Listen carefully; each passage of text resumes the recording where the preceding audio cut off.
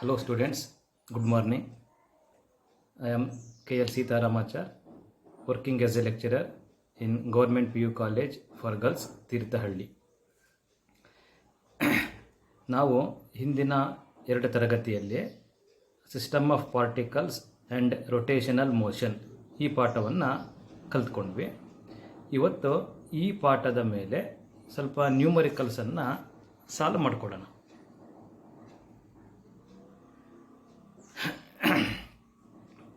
ನೋಡಿ, ಇವತ್ತು ಈ ಒಂದು ಪ್ರೆಸೆಂಟೇಷನಿನ ಔಟ್ಲೈನ್ ಈ ರೀತಿ ಇದೆ. ಇವತ್ತು ನಾವು ಕೇವಲ 3 ಪ್ರಾಬ್ಲಮನ್ನು ಸಾಲ್ವ್ ಮಾಡ್ತೀವಿ. ಅದು 3 ಪ್ರಾಬ್ಲಮ್ಮು NCERT ಟೆಕ್ಸ್ಟ್ ಬುಕ್ಕಿಂದ ಆರಿಸ್ಕೊಂಡಿದ್ದೀನಿ. ಒಂದು ವರ್ಕ್ಡ್ ಎಕ್ಸಾಂಪಲ್ 7.8, ಇನ್ನೆರಡು ಎಕ್ಸರ್ಸೈಸ್ 7.2 ಮತ್ತು 7.9.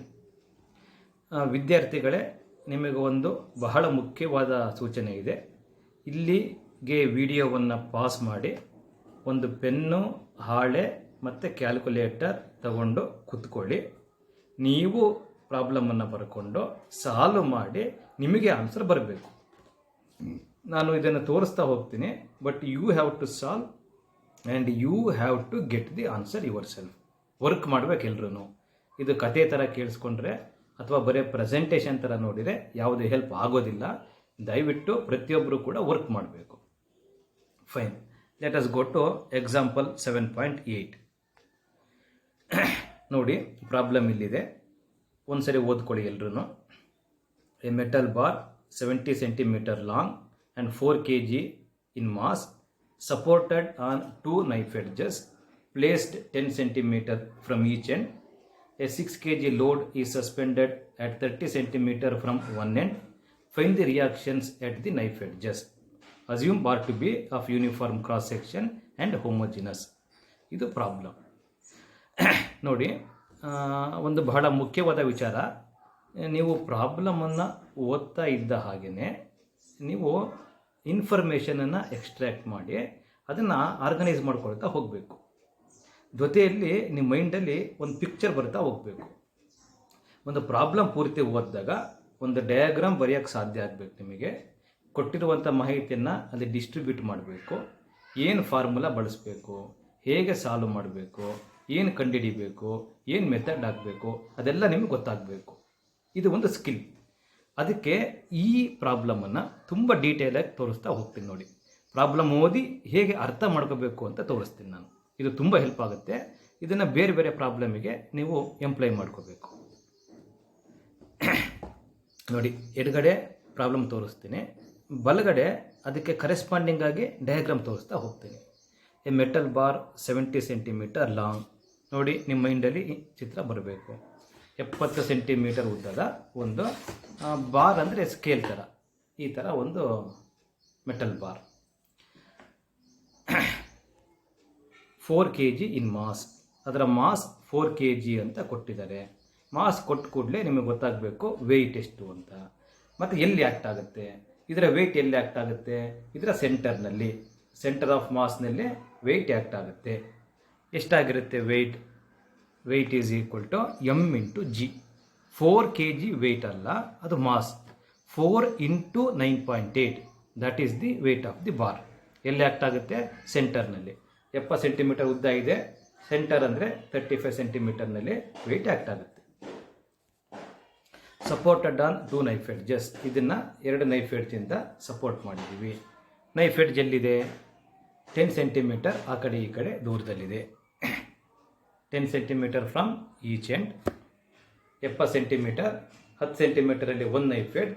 ಇದು 70 centimeter, 10 centimeter ಹಿಂದೆ 60 centimeteರಲ್ಲಿ ಮತ್ತೊಂದು ನೈಫ್ ಎಡ್ಜ್. 2 ನೈಫ್ ಎಡ್ಜ್ ಇದೆ. ನೀವೇನು ಕಂಡುಹಿಡಿಬೇಕು? ಈಗ ಮತ್ತೊಂದು ಈ ಥರ ಇದೆ. ಇಲ್ಲಿ ವೆಯ್ಟ್ ಆ್ಯಕ್ಟ್ ಆಗ್ತಾ ಇದೆ ಸೆಂಟರ್ನಲ್ಲಿ. ಇಲ್ಲಿಂದ 30 centimeter ದೂರದಲ್ಲಿ ಇನ್ನೊಂದು ವೆಯ್ಟನ್ನು ಸಸ್ಪೆಂಡ್ ಮಾಡ್ತಾ ಇದ್ದೀವಿ. ಎಷ್ಟಾದರೂ ಮಾಸ್ 6 kg. ಹಾಗಾದರೆ ಇದರ ವೆಯ್ಟ್ ಎಷ್ಟಾಯಿತು? 6 × 9.8. ಇದು ಚಿತ್ರ. ನೀವೇನು ಕಂಡುಹಿಡಿಬೇಕು? 2 ನೈಫ್ ಎಡ್ಜ್ಗಳಿಂದ ನಾರ್ಮಲ್ ರಿಯಾಕ್ಷನ್ ಏನು ಬರುತ್ತೆ ಅದನ್ನು ಕಂಡುಹಿಡಿಬೇಕು. This is the problem for you. ನೋಡಿ, R1 R2 ಇದನ್ನು ಇನ್ನೊಂದು ಸರಿ ಅಬ್ಸರ್ವ್ ಮಾಡಿ. ಇದು free body diagram. Metal bar ಇದೆ 70 ಸೆಂಟಿಮೀಟರ್. ಬೇರೆ ಬೇರೆಯ ಪೊಸಿಷನ್ ಮೆನ್ಷನ್ ಮಾಡಿದ್ದೀನಿ. ಇದ್ರ ಮೇಲೆ ಆ್ಯಕ್ಟ್ ಆಗುವಂಥ 4 ಫೋರ್ಸ್ಗಳನ್ನು ಕೊಟ್ಟಿದ್ದೀನಿ. ಅದರ ವೆಯ್ಟ್ W, ಆ್ಯಡ್ ಮಾಡಿರುವಂಥ ವೆಯ್ಟ್ W1, ಒಂದು ನೈಫ್ ಎಡ್ಜಿಂದ ನಾರ್ಮಲ್ ರಿಯಾಕ್ಷನ್ R1, ಇನ್ನೊಂದು ನೈಫ್ ಎಡ್ಜಿಂದ ನಾರ್ಮಲ್ ರಿಯಾಕ್ಷನ್ R2, ಅವುಗಳ ಕರೆಸ್ಪಾಂಡಿಂಗ್ ಪೊಸಿಷನ್. ಈಗ ಹೇಗೆ ಸಾಲ್ವ್ ಮಾಡೋದು ನೋಡೋಣ. ಬಲಗಡೆ ಡಯಾಗ್ರಾಮ್ ಇದೆ ನೋಡಿ. ಇದು ಈಕ್ವಿಲಿಬ್ರಿಯಂ ಮೇಲೆ ಇರುವಂಥ ಕ್ವಶನ್. ಸ್ಕೇಲ್ ಮೂವ್ ಆಗ್ತಾ ಇಲ್ಲ, ಈಕ್ವಿಲಿಬ್ರಿಯಮಲ್ಲಿದೆ. ಈಕ್ವಿಲಿಬ್ರಿಯಂ ಅಂದರೆ ನೆಟ್ ಫೋರ್ಸ್ 0 ಆಗಬೇಕು, ನೆಟ್ ಮೊಮೆಂಟ್ 0 ಆಗಬೇಕು. ಮೊಮೆಂಟ್ ಅಂದರೆ ಟಾರ್ಕ್ ಅಂತ. ಬಹುತೇಕ ಸಿಚುವೇಶನ್ಸಲ್ಲಿ ಏನಾಗುತ್ತೆ, ನೀವು 2 ಕಾಂಪೋನೆಂಟಾಗಿ ಈಕ್ವೇಟ್ ಮಾಡ್ಬೋದು. ಒಂದು ಅಪ್ವರ್ಡ್ ಫೋರ್ಸ್ ಇದ್ದರೆ ಇನ್ನೊಂದು ಸ್ವಲ್ಪ ಡೌನ್ವರ್ಡ್ ಇರುತ್ತೆ. ಒಟ್ಟು ಅಪ್ವರ್ಡ್ ಫೋರ್ಸು ಒಟ್ಟು ಡೌನ್ವರ್ಡ್ ಫೋರ್ಸಿಗೆ ಸಮ ಆಗಬೇಕು. ಮೊಮೆಂಟ್ಸ್ ಬಂದಾಗ clockwise anticlockwise ನೋಡಿ. ಆ್ಯಂಟಿ ಕ್ಲಾಕ್ ವೈಸ್ ಏನಿದೆ ಅಷ್ಟು ಮೊಮೆಂಟ್ಸು, ಕ್ಲಾಕ್ ವೈಸ್ ಏನಿದೆ ಅಷ್ಟು ಕ್ಲಾಕ್ ವೈಸ್ ಮೊಮೆಂಟ್ಸಿಗೆ ಸಮ ಆಗಬೇಕು. ಇದು ಕಂಡೀಷನ್. ಸೊ ಫಸ್ಟು ಫೋರ್ಸಿಗೆ ಬರೆಯೋಣ ನೋಡಿ. ನಮ್ಮ ಸ್ಕೇಲಲ್ಲಿ R1 ಮತ್ತು R2 ಅಪ್ವರ್ಡ್ ಫೋರ್ಸ್, W ಮತ್ತು W1 ಡೌನ್ವರ್ಡ್ ಫೋರ್ಸ್, ಇವೆರಡು ಸಮ ಆಗಬೇಕು. R1 + R2 = W + W1. ಇಲ್ಲಿ ನೋಡಿ, W ಗೊತ್ತು ನಿಮಗೆ, W1 ಕೂಡ ಗೊತ್ತು. ಅವನ್ನ ಬಲಗಡೆ ಬರ್ಕೊಳ್ಳಿ. ನಿಮ್ಮ ಹತ್ರ ಪೆನ್ನು ಮತ್ತು ಹಾಳೆ ಇದೆ, ಸಿಂಪ್ಲಿಫೈ ಮಾಡಿ. ನಿಮಗೇನು ಬರುತ್ತೆ, R1 + R2 = 98 ನ್ಯೂಟನ್ ಬರುತ್ತೆ. ನೆಕ್ಸ್ಟ್ ಏನು ಮಾಡೋಣ, ಮೊಮೆಂಟ್ ಆಫ್ ಫೋರ್ಸಸ್ ಕಂಡುಹಿಡಿಯೋಣ. ಮೊಮೆಂಟ್ ಆಫ್ ಫೋರ್ಸ್ ಕಂಡುಹಿಡಿಬೇಕಾದ್ರೆ ಒಂದು ಕ್ವಶನ್ ಬರ್ಬೋದು ನಿಮಗೆ. About which point should I find the moment of force? ಏನಲ್ಲ, ಬಿನಲ್ಲ, ಸೆಂಟರ್ನಲ್ಲ, ಇನಲ್ಲ, ಎಫ್ನಲ್ಲ, ಎಲ್ಲಿ ಅಂತ ಪ್ರಶ್ನೆ. ನೋಡಿ, ಈಕ್ವಿಲಿಬ್ರಿಯಮಲ್ಲಿದ್ದರೆ you find moment of force about any point of all the forces 0 ಆಗಬೇಕು. Any point. ನಾವು ಆರಿಸ್ಕೋಬೇಕಾದ್ರೆ ಸ್ವಲ್ಪ ಯಾವ್ದು ಅನುಕೂಲ ಆಗುತ್ತೆ ಅದನ್ನು ಆರಿಸ್ಕೋಬೇಕು. ಇಲ್ಲಿ ನಿಮಗೆ ಒಂದು ಐಡಿಯಾ ಕೊಡ್ತೀನಿ ನೋಡಿ. ಇಲ್ಲಿ R1 ಇದೆ ಗೊತ್ತಿಲ್ಲ, R2 ಇದೆ ಗೊತ್ತಿಲ್ಲ. These are 2 unknowns. So moment of force ಕಂಡುಹಿಡಿಬೇಕಾದ್ರೆ ಒಂದಾ ಅಬೌಟ್ ಬಿ ಕಂಡುಹಿಡೀರಿ ಅಥವಾ ಅಬೌಟ್ ಇ ಕಂಡುಹಿಡೀರಿ. ಅವಾಗ ಏನಾಗುತ್ತೆ, ಒಂದು 0 ಆಗಿಬಿಡುತ್ತೆ, ಬರಲ್ಲ. ಇನ್ನೊಂದು ಮಾತ್ರ ಬರುತ್ತೆ. ಹೇಗೆ ಅಂತ ತೋರಿಸ್ತೀನಿ ನೋಡಿ.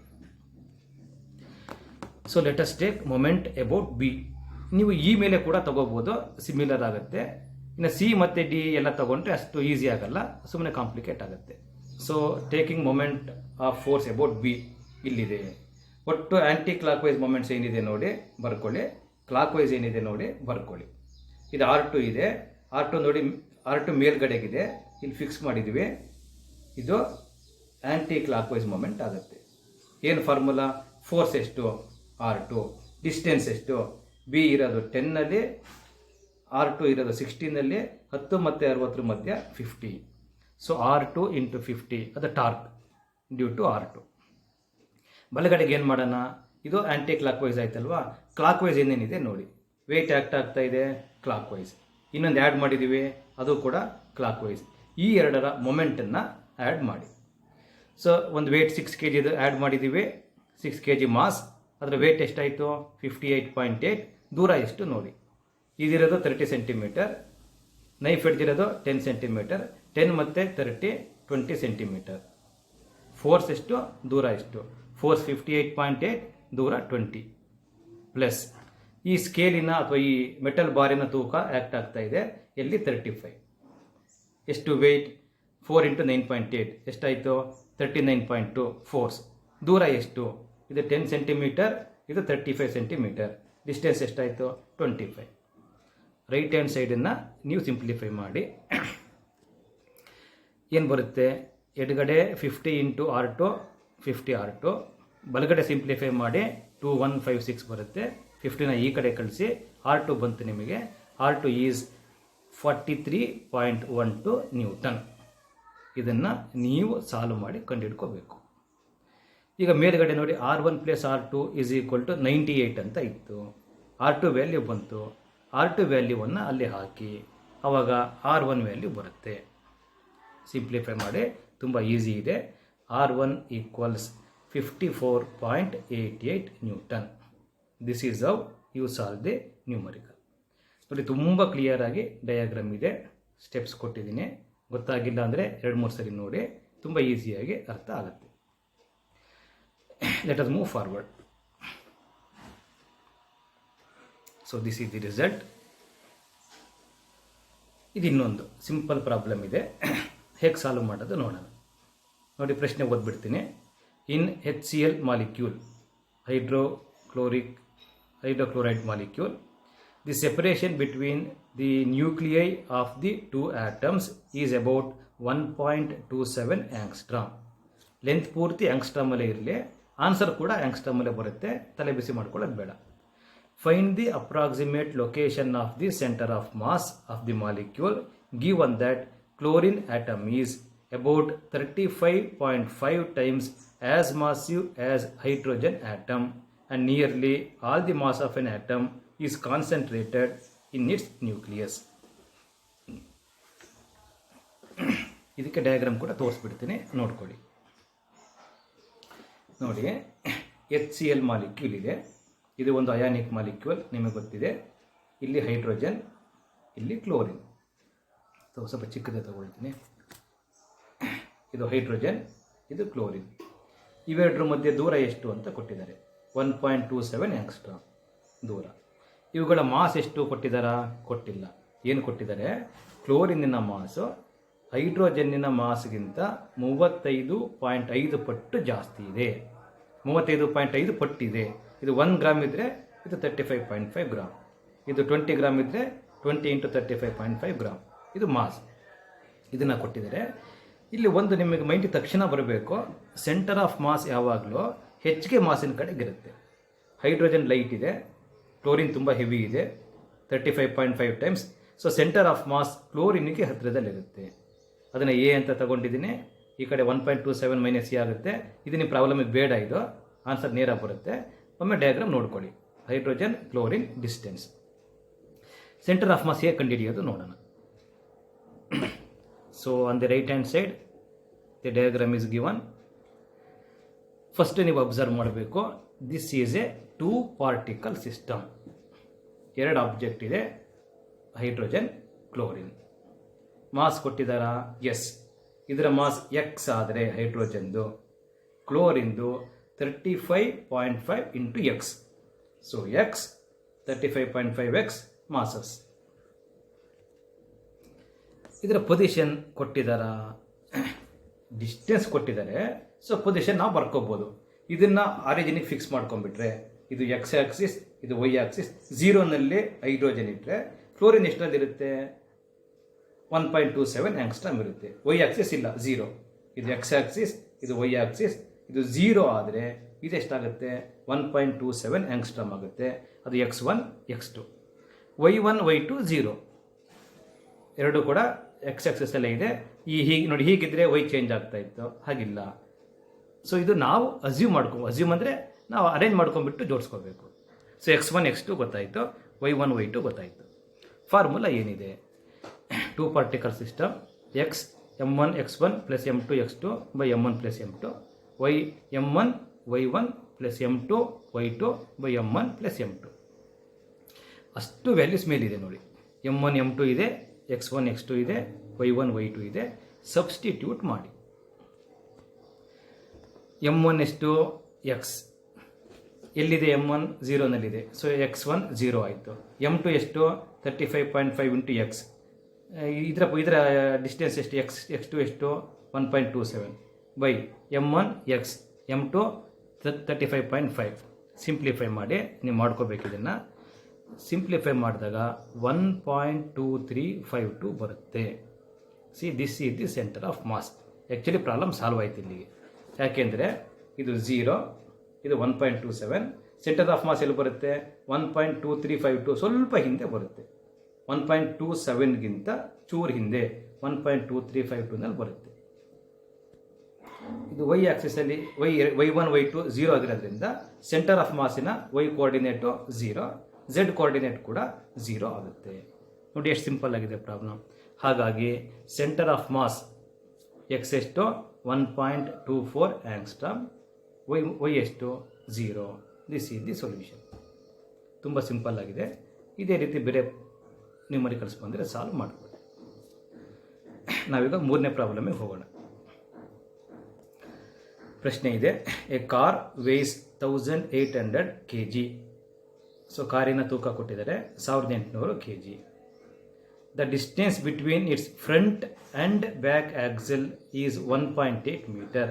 ನೋಡಿ, ಕಾರಿಗೆ ಒಂದು ಫ್ರಂಟ್ ಆಕ್ಸೆಲ್ ಇರುತ್ತೆ, ಅಲ್ಲಿ 2 ಚಕ್ರ ಇರ್ತವೆ. ಬ್ಯಾಕ್ ಆಕ್ಸೆಲ್ ಇರುತ್ತೆ, ಅದಕ್ಕೆ 2 ಚಕ್ರ ಇರುತ್ತೆ. ಮಧ್ಯೆ ಒಂದು ರಾಡಿಂದ ಕನೆಕ್ಟ್ ಆಗಿರುತ್ತೆ. 4 ಚಕ್ರ ಇರುತ್ತೆ. ಫ್ರಂಟ್ 2 ಫ್ರಂಟ್ ಆಕ್ಸಿಲ್ ಅಂತ ಕರಿತೀವಿ, ಬ್ಯಾಕ್ 2 ಬ್ಯಾಕ್ ಆಕ್ಸಿಲ್ ಅಂತ ಕರಿತೀವಿ. ಸೊ ಇಲ್ಲೇನು ಕೊಟ್ಟಿದ್ದಾರೆ, ಫ್ರಂಟ್ ಆಕ್ಸಿಲ್ಗೂ ಮತ್ತು ಬ್ಯಾಕ್ ಆಕ್ಸಿಲ್ಗೂ ದೂರ 1.8 ಮೀಟರ್ ಅಂತ ಕೊಟ್ಟಿದ್ದಾರೆ. Next, its centre of gravity is 1.05 metre behind the front axle. Diagram ತೋರಿಸ್ತೀನಿ, ಆಮೇಲೆ ನಿಮಗೆ ಚೆನ್ನಾಗಿ ಅರ್ಥ ಆಗುತ್ತೆ. Determine the force exerted by the level ground on each front wheel and each back wheel. Diagram ತೋರಿಸ್ತೀನಿ, ತುಂಬ ಚೆನ್ನಾಗಿ ಅರ್ಥ ಆಗುತ್ತೆ. ನೋಡಿ, ಫ್ರಂಟ್ ಆಕ್ಸಿಲ್ ಕೊಟ್ಟಿದ್ದೀನಿ ನಾನು. ಇಲ್ಲೊಂದು ಟೈರ್ ಇದೆ, ಇಲ್ಲೊಂದು ಟೈರ್ ಇದೆ. ಬ್ಯಾಕ್ ಆಕ್ಸಿಲ್ ಇದೆ, ಇಲ್ಲೊಂದು ಟೈರ್ ಇದೆ, ಇಲ್ಲೊಂದು ಟೈರ್ ಇದೆ. ಫ್ರಂಟ್ ಆಕ್ಸಿಲಿಗೂ ಬ್ಯಾಕ್ ಆಕ್ಸಿಲಿಗೂ ದೂರ 1.8 ಮೀಟರ್ ಇದೆ. ಸೆಂಟರ್ ಆಫ್ ಗ್ರಾವಿಟಿ ಎಲ್ಲಿದೆ? ಫ್ರಂಟ್ ಆಕ್ಸಿಲಿಂದ 1.05 ಡಿಸ್ಟೆನ್ಸ್ ದೂರದಲ್ಲಿ ಸೆಂಟರ್ ಆಫ್ ಗ್ರಾವಿಟಿ ಇದೆ. ಇದು 1.8, ಇದು 1.05. ಇದೆಷ್ಟಾಯ್ತು ಹಾಗಾದರೆ? 0.75 ಆಯಿತು. ಸೊ ಇಲ್ಲಿಂದ 1.05ನಲ್ಲಿ ಸೆಂಟರ್ ಆಫ್ ಗ್ರಾವಿಟಿ, 0.75 ದೂರದಲ್ಲಿ ಬ್ಯಾಕ್ ಆಕ್ಸಿಲ್. ಇದು ಸ್ವಲ್ಪ ಸಿಮೆಟ್ರಿಕ್ ಆಗಿದೆ, ನಿಮಗೆ ಗೊತ್ತಾಗುತ್ತೆ. ಫ್ರಂಟ್ ಟೈರ್ 2 ಮೇಲೂ ಸೇಮ್ ಫೋರ್ಸ್ ಆ್ಯಕ್ಟ್ ಆಗುತ್ತೆ, ಬ್ಯಾಕ್ ಟೈರ್ 2 ಮೇಲೂ ಸೇಮ್ ಫೋರ್ಸ್ ಆ್ಯಕ್ಟ್ ಆಗುತ್ತೆ. ಇದನ್ನು R1 ಅಂತ ಕರೆದ್ರೆ ಇದು R1 ಆಗಿರುತ್ತೆ. ಇದನ್ನು R2 ಅಂತ ಕರೆದ್ರೆ ಇದು ಕೂಡ R2 ಆಗಿರುತ್ತೆ. R1 R2 ಎಷ್ಟು? That is what you have to find. ಡಯಾಗ್ರಾಮನ್ನು ಇನ್ನೂ ತುಂಬ ಕೂಲಂಕುಷವಾಗಿ ನೋಡ್ಕೊಳ್ಳಿ. ಅಗತ್ಯ ಬಿದ್ದರೆ ಪಾಸ್ ಮಾಡಿ, ನೋಡಿ, ಅರ್ಥ ಮಾಡಿಕೊಂಡು ಮತ್ತೆ ಕಂಟಿನ್ಯೂ ಮಾಡಿ. ತುಂಬ ಕ್ಲಿಯರಾಗಿ ಡಯಾಗ್ರಾಮ್ ಕೊಟ್ಟಿದ್ದೀನಿ, ಆಯ್ತಲ್ವಾ? ಈಗ ಸಾಲ್ವ್ ಮಾಡೋದು ಹೇಗೆ ನೋಡ್ತಾ ಹೋಗೋಣ.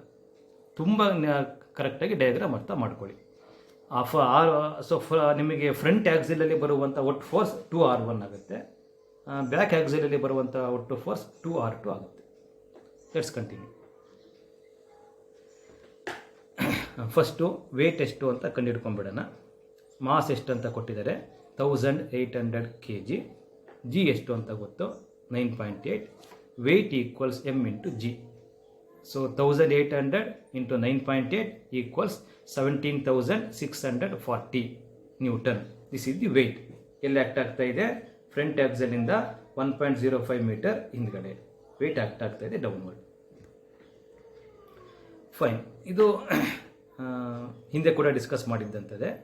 ಕಾರು ಈಕ್ವಿಲಿಬ್ರಿಯಮ್ನಲ್ಲಿ ಇರೋದ್ರಿಂದ ನೀವೇನು ಮಾಡಿ, ಈಗ ಏನು ಬೇರೆ ಬೇರೆ ಫೋರ್ಸ್ ಬರ್ತಾ ಇದೆ ಅವುಗಳಿಂದ ಬರುವಂಥ ಒಟ್ಟು ಆ್ಯಂಟಿ ಕ್ಲಾಕ್ ವೈಸ್ ಮೂಮೆಂಟು ಮತ್ತು ಕ್ಲಾಕ್ ವೈಸ್ ಮೂಮೆಂಟ್ಸು ಸಮ ಆಗಬೇಕು. About which point should be consider? You can consider about any point. Since it is in equilibrium, you take any point. Total moment of all the forces about any point is 0. ಇದು ಸ್ವಲ್ಪ ನಾನು ಬೇರೆನೇ ಮೆಥಡಲ್ಲಿ follow ಮಾಡ್ತೀನಿ, ತುಂಬ ಈಸಿಯಾಗಿ answer ಬರುತ್ತೆ ನೋಡಿ. ನಾವೀಗೇನು ಮಾಡೋಣ, ಇದು A front axle, B back axle, centre of mass ಎಲ್ಲಿದೆ ಓ ಅಂತ ಕರೆದಿದ್ದೀವಿ. ನಾನು ನಿಮಗೆ ಹಾಗೆ ಹೇಳಿದಾಗೆ ನಮಗೆ ವೆಯ್ಟ್ ಗೊತ್ತಿದೆ. ಈಗ ವೆಯ್ಟ್ ಕೊಟ್ಟಿದ್ದಾರೆ, ಕಂಡುಹಿಡಿದ್ವಿ.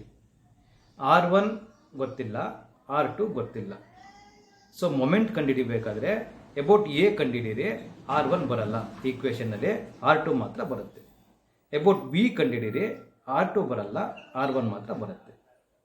This is a simple way to solve the numericals. ನೋಡಿ, ಹಾಗಾಗಿ ನಾನು ಏನು ಮಾಡ್ತಾ ಇದ್ದೀನಿ, ಇದು ಎ, ಇದು ಬಿ. ಅಬೌಟ್ ಬಿ ಮೊಮೆಂಟ್ಸ್ ಏನಿದೆ ನೋಡೋಣ. ವೆಯ್ಟ್ ಕೆಳಗಡೆಗೆ ಆಕ್ಟ್ ಆಗ್ತಾ ಇದೆ, ವೆಯ್ಟ್ ಕೆಳಗಡೆಗೆ. ಇದರಿಂದ ಬರುವಂಥದ್ದು ಏನಾಗಿರುತ್ತದೋ ಆ್ಯಂಟಿ ಕ್ಲಾಕ್ ವೈಸ್ ಆಗಿರುತ್ತೆ. ಆಮೇಲೆ ಈ ಎರಡು R1 ಅಪ್ವರ್ಡ್ ಇದೆ, ಅದರಿಂದ ಬರುವಂಥದ್ದು ಕ್ಲಾಕ್ ವೈಸ್ ಆಗಿರುತ್ತೆ. R2 ಇಂದ ಬರೋದು 0 ಆಗಿರುತ್ತೆ, ಯಾಕೆಂದರೆ ಡಿಸ್ಟೆನ್ಸ್ ಈಸ್ 0. R1 ಇಲ್ಲೇ, R2 ಇಲ್ಲೇ, perpendicular distance about this point 0 ಆಗುತ್ತೆ.